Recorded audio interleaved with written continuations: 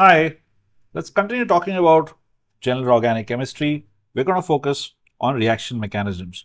We've already looked at heterolysis and homolysis in a different video. Please check that out. Today's focus is going to be what exactly are reaction intermediates and specifically what's a carbocation. So let's get started right away.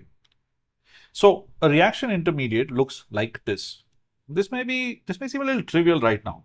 You've got something called A, another B, giving you this middle thing over here, Y star, and this is our focus over here, which is a weird thing to say because right in the next step, this Y star gives you C. And if you look at the overall reaction, it looks like it doesn't play any part in it at all. So why are we focusing on this? You see that this is an intermediate, right? Which means that it existed somewhere in the middle of this reaction and doesn't exist in the end. The overall reaction doesn't have this Y star. Okay. So this is called an intermediate. And it's needed to form C. That's an important idea. What could happen theoretically is that if this is a really slow step, and this actually happens, then the overall rate of the reaction depends on this step, the reaction of the intermediate with whatever else. Yeah.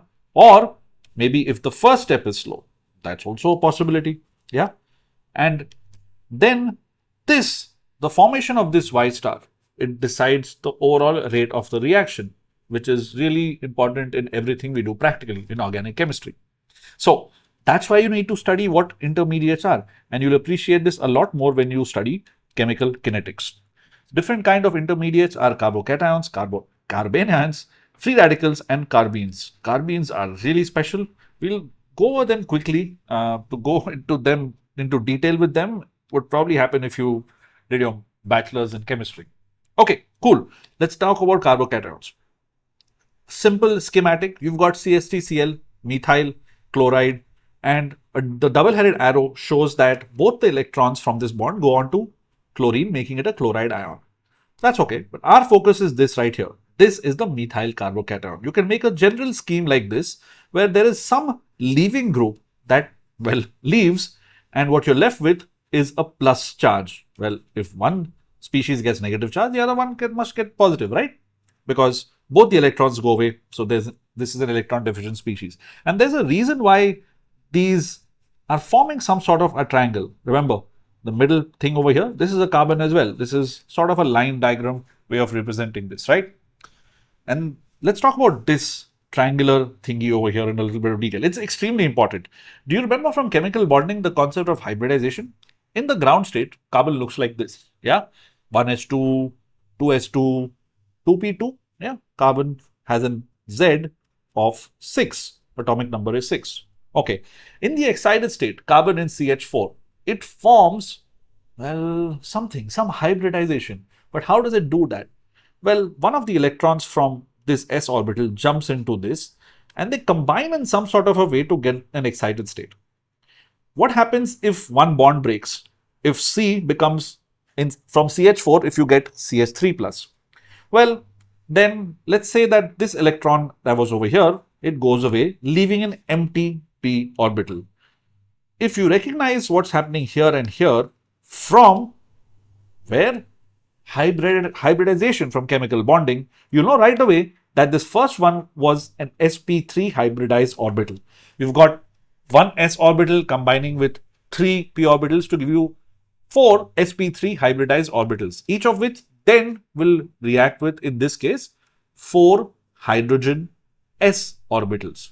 Do you remember all this? Please revise chemical bonding if this seems strange to you, because this is the basis of everything we want to do later on. Let's focus on this though. This is our focus right here, right? This is sp2 hybridized. Why sp2 hybridized? Well, you've got one s orbital, 2 p orbitals, all of them combining to give you 3 sp2 hybridized orbitals. Okay. But our focus is empty orbital, and you'll see the way that I've drawn this, right? These form some sort of a triangle, and then this looks like it's out of the plane from this triangle, and that is a key idea over here. If I were to draw the axis, right, this is the x-axis, this is the y-axis, and this is the z-axis. So if this carbocation exists in this sort of xz plane, okay, let me put here R, R, R, R dash, R double dash, and you've got a middle thing is a carbon over here. This right here, this empty p orbital is in the y direction, which means it's out of plane. Okay, this is extremely important for a lot of reactions that happen. I know here it says 2pz. So, okay, let's make this a little differently. Let's make this to be z. Let's make this x and y. It doesn't matter, right? All the same. Okay.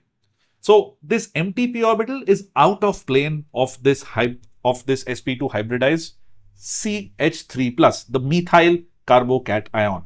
That's the key takeaway over here. All right. So, if a carbocation is always sp2 hybridized, what's interesting about it? Well, it's lost electrons, right? The carbon there has lost electrons. So, it's electron deficient and it has only 6 electrons, even if you count the bonded ones. By the way, if you're not familiar with this sort of a thing over here, yeah, these both things, this is called a wedge and this is a dash because it's dashed. A wedge is something that's towards you and dash is behind you. So, this is a 3D representation of, this is the common thing. Please look this up and read a little bit about it if this is new to you. Okay, it's positively charged and it's called an electrophile and it reacts with nucleophiles. Wow, a lot of new terms. What is an electrophile? Phile is something when you like something. So, electrophile is something that likes electrons and this is positively charged. So, yeah, it's going to like electrons naturally. Reacts with nucleophiles, likes nucleus, likes nuclei. So, nucleus is positively charged. Okay, so then it reacts with something that's negative, yeah, or electron rich, right? It itself is electron deficient and positively charged, and it could react with something that's either negative or electron rich. Remember, both of them, and I'm specifying this again, electron rich need not always be negatively charged. It could just have a lot of extra electrons lying around. We'll look at that when we do some more reactions. Anyway, these are reactive and short-lived Lewis acids. Ooh, Lewis acid? Look at that. We just did something from bonding and this Lewis acid concept is from ionic equilibrium. Lewis acid is an electron deficient species.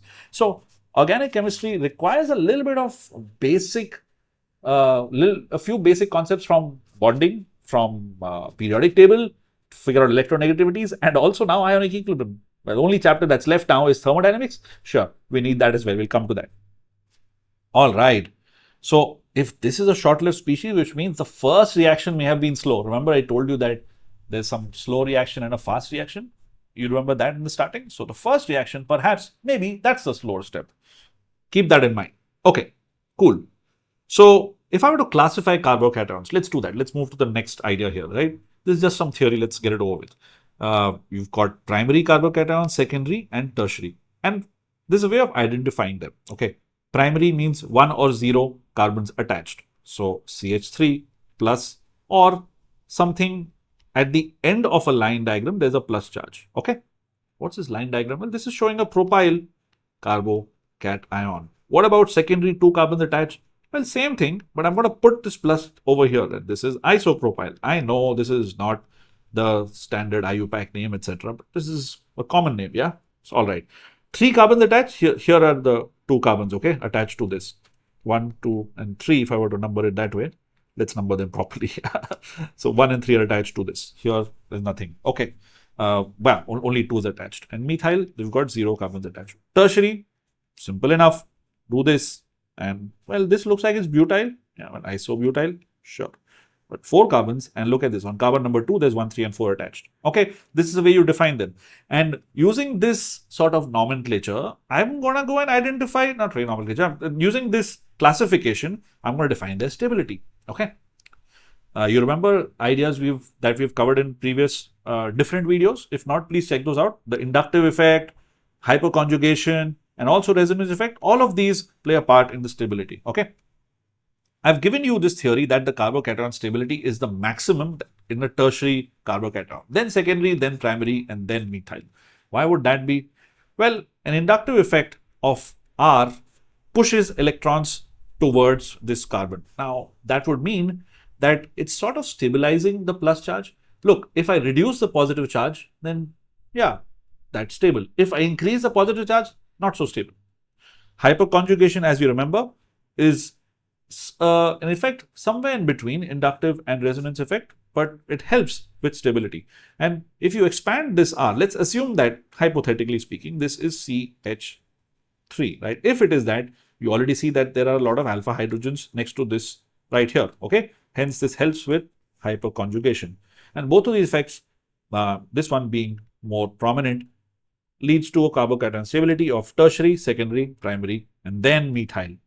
So far, so good. Let's look at inductive effect in a little bit more detail. What if I have something that pulls electrons towards itself, which means it's an electron withdrawing group? That is bad for stability. This is two negatives, okay? Like bad for stability.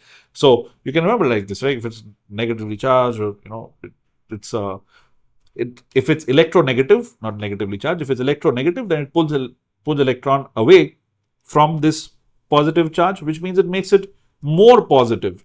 And you don't want that. That's bad for stability. If I make the positive charge more positive, that's bad for stability. Okay. What if I have an electron donating group? That's great for stability, because these electrons, they go away and hey, looks like in this case the plus charge went away. But wait a minute, hold on. This looks like something else is happening. A different set of bonds are being formed. Okay, I haven't moved any atoms, but I've moved electrons. Oh, well, this could also be resonance effect, right? Interestingly, here you see both these effects in tandem with each other. So let's talk about resonance effect in a little bit more detail. Here are a couple of examples. I know, whoa, the whole screen is filled. You've done this before. This is pretty simple. This is called an allyl. It's called an allyl cation. What is allyl? You've got a carbon with a plus charge, and right next to that, you've got a double bond. Okay, this is called an allyl carbocation. Why is it stable? Because these pi bonded electrons, they come here, they can flip over and give this a positive charge, and this is the resonance hybrid, which is the actual this is the actual thing that exists. Okay, none of these states exist. It's the resonance hybrid that actually exists, which makes it really stable. We've done this in resonance in detail. Check that video out. Similarly, there's a benzyl cation. What is benzyl? You got a benzene and you attach a CH2 plus to it. I know this is weird because you call this thing benzene and you are attaching another carbon to it, still calling it benzyl. That's the way OC is. That's the way organic is. Okay, I didn't make this up. So benzyl carbocation. Why is that stable? This is a positively charged species, and benzene is electron rich. I know we haven't covered that in detail, but you have some sort of a sense about it when I introduce resonance to you. Yeah, you got a lot of single electrons hanging around there in the same plane that can move around each other, and which is why you write benzene in this way. So it's an electron rich species, right? And you give it a positive charge over here, right? And it loves it. It's so stable. This gives you an example of resonance effect and how it affects stability of carbocation. So, in fact, benzyl would be even more stable than a tertiary carbocation, right? Theoretically, sure. Make that order by yourself. And what do I mean by stable? Well, lowest energy state. If we are talking about energy, we are automatically talking about thermodynamics. Okay. So, if you give something enough time, and you say, oh, let it attain the lowest energy state. Oh, okay, cool. So there you go. Thermo comes into the picture. So much so that there are actual atoms that can move around, and an entire species that can move around. Yeah, we'll talk about that. I know we are increasing the complexity slowly. And let's look at something called rearrangement that affects the stability of carbocations. Like, we're giving it enough time. The goal is to get to the lowest energy state. So here, you've got colorful 3-carbon species. Yeah. Bromine is the leaving group in the first one. Focus on that right now. Okay. And the moment it goes away, you get a carbocation over here. Great. But is this the most stable possible configuration? There's a large no over here with exclamation marks, but why? Let's see. Let's say hypothetical. What could happen is that these electrons go on top of this hydrogen. What? Yeah. You get hydride. Hold on a minute. Hydride usually exists with a very electropositive species like say sodium or some other metal. All right, cool. But let's say hypothetically, give it enough time, it happens. Okay, cool.